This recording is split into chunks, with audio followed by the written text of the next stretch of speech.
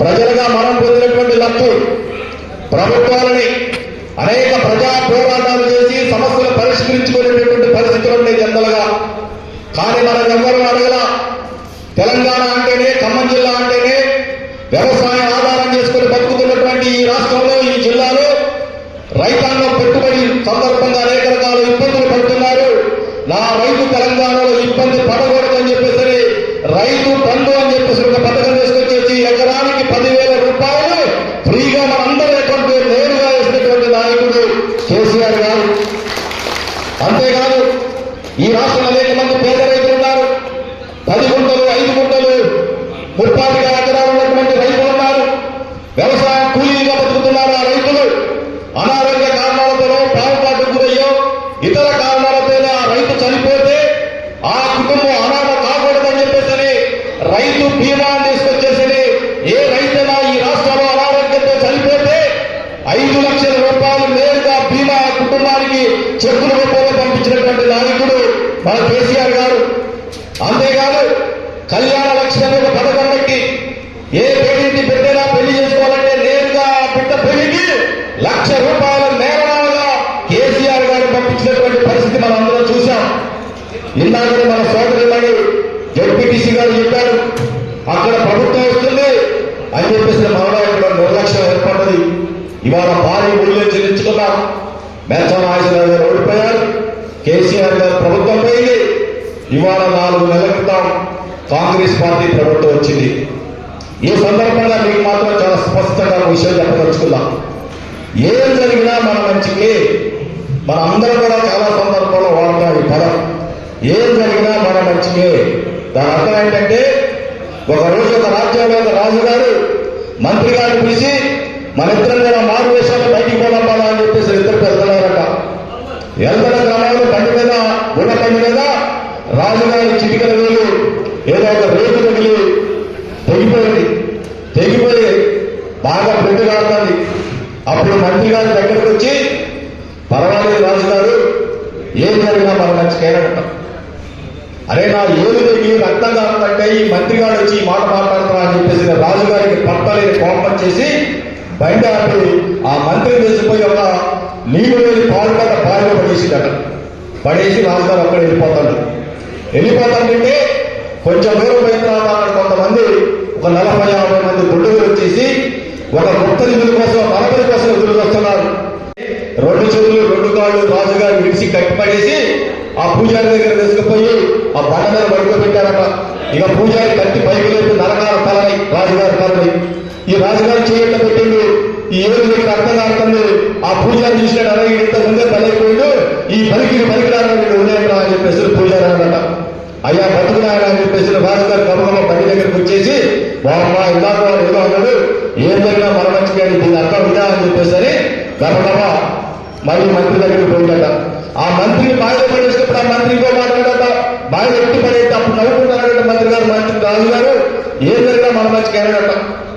అదే అర్థం కాలేదు రాజుగారికి. పోయి మళ్ళీ మంత్రి గారిని ఆ పాడుపడ్డ బావి నుంచి బయటకు తీసిందట.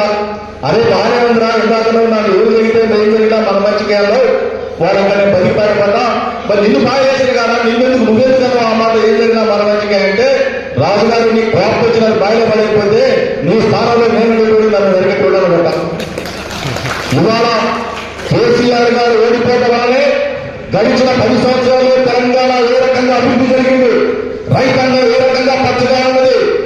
కళ్యాణ లక్ష్మి పథకం ద్వారా అనేక మంది ఆడబిడ్డలు ఎంత ఆనందంగా పెళ్లి చేసుకున్నారు. రైతు బీమా ద్వారా, రైతు బంధు ద్వారా రైతాంగం ఎంత పచ్చగా ఉన్నదనేటువంటి విషయాలు మరి 4 నెలల్లోనే ప్రజల యొక్క చర్చకు వచ్చినటువంటి పరిస్థితి మన అందరం కూడా చూస్తున్నాం. ముఖ్యమంత్రిగా రేవంత్ రెడ్డి ప్రమాణ స్వీకారం చేసిన ఈ 4 నెలల్లో ఇప్పటికి 23 సార్లు ఢిల్లీ పోయారు. ముఖ్యమంత్రి గారు ఈ తెలంగాణ కాదు, ఉమ్మడి ఆంధ్రప్రదేశ్ లో అనేక మంది ముఖ్యమంత్రులు వచ్చారు, కానీ ఏ ముఖ్యమంత్రి భారత భాష ఈ ముఖ్యమంత్రి గారు వాడుతున్నారు. నేను ఎక్కడ కూడా నా సొంత లాంగ్వేజ్ వాడలేదు. ఈ రేవంత్ రెడ్డి గారు నోటి నుంచి వచ్చిన పదాలే మీకు ఒకసారి మనమే చేస్తున్నా. ముఖ్యమంత్రి గారు మాట్లాడిండు ఒక ప్రెస్ మీట్ లో, సెక్రటేరియట్ లంకె బిందులు ఉంటాయని చెప్పేసి పోయినా ఖాళీ కుండలు దొరికినాయి అన్నాడు. మహబూబ్నగర్లో మాట్లాడితే నా కొడకల్లారా అని చెప్పేసి ఒక మాట్లాడాడు. పేరు మంగళ వేసుకుంటా అని ఒక మాట్లాడాడు.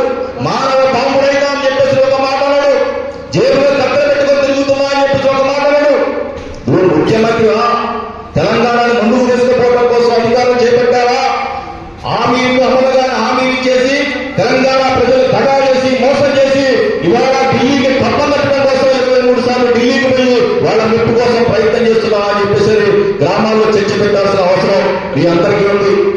ప్రధానంగా రామనాగేశ్వరరావు గారు 25 సంవత్సరాల చరిత్ర రామనాగేశ్వరరావు గారి రాజకీయాల్లో. రామనాగేశ్వరరావు గారు రాజకీయాల్లో రాకముందు ఒక పెద్ద పారిశ్రామికవేత్త. ఇవాళ భారతదేశంలో పెద్ద పెద్ద పారిశ్రామికవేత్తలు ఉన్నటువంటి అంబానీలు రామనాగేశ్వరరావు గారి 5 నిమిషాల అపాయింట్మెంట్ కోసం ఆయన ఆఫీసు ముందు కాపలా కాసినటువంటి పరిస్థితి మనం అందరం చూశాం. అటువంటి నాయకుడు రాజకీయాలకు వచ్చి కొంత ఆర్థికంగా నష్టపోయిన ఈ జిల్లా రాజకీయాలు, ఈ తెలంగాణ రాష్ట్ర రాజకీయాలు ఒక ఆజాత శత్రువుగా ఇవాళ రామనాగేశ్వరరావు గారికి మంచి పేరుంది.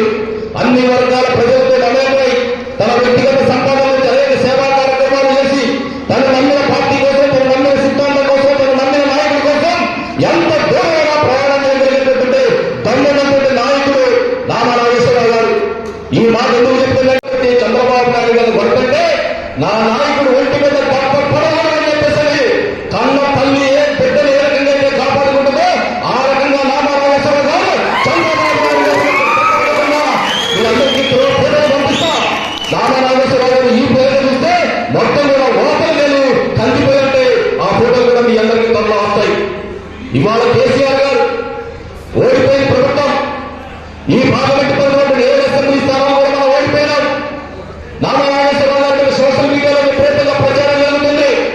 రామనాగేశ్వరరావు గారు టీఆర్ఎస్ పార్టీ తరఫున పోటీ చేయలేదు, బీజేపీ తరఫున వస్తుండగా, కాంగ్రెస్ తరఫున వస్తుండగా అని చెప్పేసి రేపంగా సోషల్ మీడియాలో ట్రోల్ చేశారు. కానీ తను నమ్మిన సిద్ధాంతం కోసం, నమ్ముకున్న నాయకుడి కోసం, నాయకుడు కష్టాలు ఉన్నప్పుడు, పార్టీ కష్టాలు ఉన్నప్పుడు, కార్యకర్తల కష్టాలు ఉన్నప్పుడు నేను నిలబడతా అని చెప్పేసి ముందుకు వచ్చినటువంటి నాయకుడు రామనాగేశ్వరరావు గారు. అటువంటి నిజానికి నిబద్ధత గల నాయకులు మనందరికీ అండగా ఉండడానికి ఇవాళ ముందుకు వచ్చినప్పుడు ఆయన్ని కాపాడుకోవాల్సినటువంటి బాధ్యత మనందరి మీద ఉందనేటువంటి విషయం మీ అందరికీ స్పష్టం చేస్తున్నా. ఈ వేస్తున్నటువంటి మీ అందరం కూడా ఎంత గొంతు ఇచ్చుకున్నా సరే పోలింగ్ బూత్లో ఒక్క ఓటు కూడా పడదు. పోలింగ్ బూత్లో ఓటు పడాలి అంటే కార్యకర్తగా కిందటువంటి మీరు మీ బూతుల పరిధిలో పనిచేయాలి, ప్రజల్లో చైతన్యం తీసుకురావాలి, వాళ్ళ మధ్య చర్చ పెట్టాలి. రామనాగేశ్వరరావు గారి రాజకీయాలకు అతీతంగా, పార్టీలకు అతీతంగా రామనాగేశ్వరరావు గారికి మద్దతు మీ అందరూ సాధించాలనే విషయం మీ అందరికీ స్పష్టం చేస్తున్నా. రామనాగేశ్వరరావు గారు ఎప్పుడు చెప్తారు, జీవన్ నాకు 500 రూపాయల బొమ్మలు, 1000 రూపాయల బొమ్మలతో నాకెప్పుడు కూడా 1500 రూపాయల బొమ్మలే కావాలి అంటాడు. ఈ 1500 రూపాయల బొమ్మ కథ ఏంటంటే ఒడ్డురాజు రవిచంద్ర గారు ఒకసారి ఎంపీ గారు కాలువ పోతుంటే ఒక బొమ్మల అనుకుంటున్నారు, రోడ్డు పక్కన నిలబడి బొమ్మలు అనుకుంటున్నాక బొమ్మలు బాగున్నాయని చెప్పేసి రవి గారు ఆగారు. ఆయా బొమ్మలు అనే దగ్గర పోయాడట. పోతే బొమ్మలు 3 ఒకే రకంగా ఉన్నాయి. హైటు, వెయిట్, చెవులు, ముక్కు, కళ్ళు అన్నీ ఒకే ఉన్నాయి. కానీ ఆ బొమ్మల పేరు ఇప్పుడట ఇవి 500 రూపాయలు, ఇవి 1000 రూపాయలు, ఇవి 1500 రూపాయలు అని చెప్పి చెప్పాడట. ఏంటి ఒకే రకంగా ఉన్నాయి, ఒకే మెటీరియల్ తయారు చేసి కాళ్ళు వేశాడట. వేస్తే ఆ రూపాయి పోయి పొట్టలో ఉండదట. అంటే ఈ బొమ్మ అన్ని మంచిగా ఉంటుందయ్యా, కానీ కడుపులో దాచిపెట్టుకుంటుందయ్యా అని చెప్పిందట. 1500 రూపాయల బొమ్మ దగ్గర పోయిందట. 1500 రూపాయల బొమ్మ ఎడం చేయడం మళ్ళీ రూపాయి వేసిందట. ఆ రూపాయి వెంటనే నోట్లో నుంచి బయటకు వచ్చిందట. అంటే ఈ 1500